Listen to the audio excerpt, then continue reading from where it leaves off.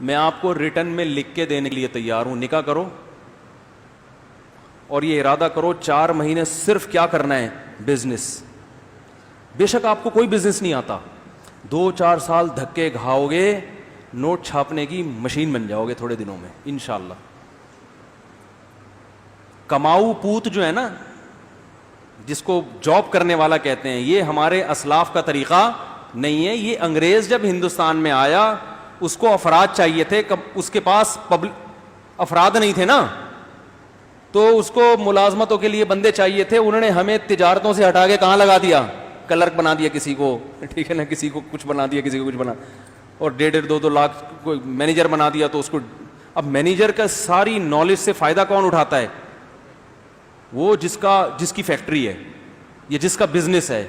ہو سکتا ہے وہ انگوٹھا چھاپ ہو, پیسہ آئے گا نا تو مینیجر MBA لڑکے ملازم ہوں گے آپ کے, پیسہ نہیں آئے تو خود MBA بن کے کسی جاہل کی ملازمت کرو گے. کیا کریں یار, کوئی ڈنڈا منڈا ہونا چاہیے صرف دکھانے کے لیے. اب یہ ٹاپک چینج ہوتے ہیں نا, تو جس ٹاپک میں گھستا ہوں اس کو اگر ادھورا چھوڑ دوں تو پھر مسئلہ خراب ہو جائے گا. دیکھو آپ پڑھو ضرور, پڑھنے کا مقصد آپ کا نالج ہونا چاہیے. جو پڑھا لکھا آدمی ہے وہ معاشرے میں اچھا سروائیو کر سکتا ہے, لوگوں کو اچھا گائیڈ کر سکتا ہے, وہ بہت سی غلطیوں, اس نیت سے پڑھو. پیسہ کمانے کے لیے اگر پڑھتے ہو تو بے وقوف ہو. پیسہ صرف کس میں رکھا ہے اللہ نے, تجارت میں رکھا ہے. سمجھتے ہو کہ نہیں سمجھتے؟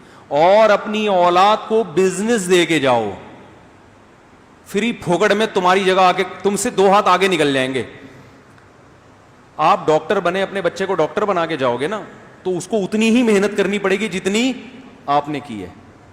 وہ 0 سے شروع ہوگا.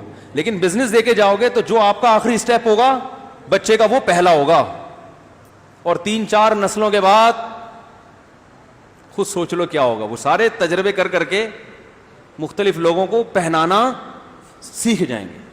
مختلف چیزیں تجارت میں پہنائی جاتی ہیں نا, یہ گائے قربانی کی خریدی, اس کو پہنا دی, یہ پلاٹ خریدا, اس کو پہنا دیا. تو وہ پہنا کے ماسٹر ہو جائیں گے کہ کس کو کس وقت کیا چیز پہنانی. سمجھتے ہو کہ نہیں سمجھتے ہو؟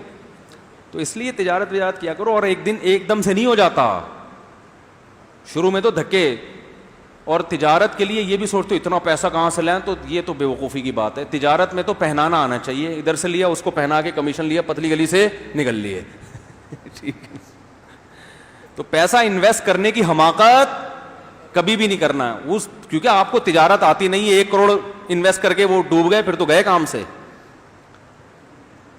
انویسٹمنٹ اس بزنس میں کریں جس کا آپ کو تجربہ اچھا خاصا ہو چکا ہو, اس بزنس میں انویسٹمنٹ کرو آپ, پھر فائدہ ہے.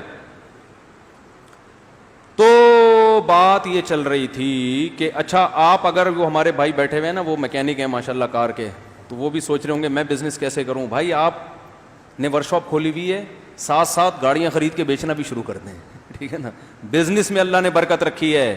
9 اعشاری امتی فی التجارہ او کما قال صلی اللہ علیہ وسلم.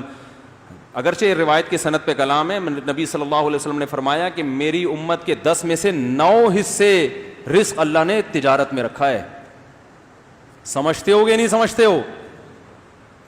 تو ساتھ جاب کے ساتھ سائڈ میں چلاتے رہو کچھ نہ کچھ. پہنانا ہی تو ہے نا, گاڑی خریدی پہنا دی کسی کو. ٹھیک, تو اس میں آدمی محنت کرے.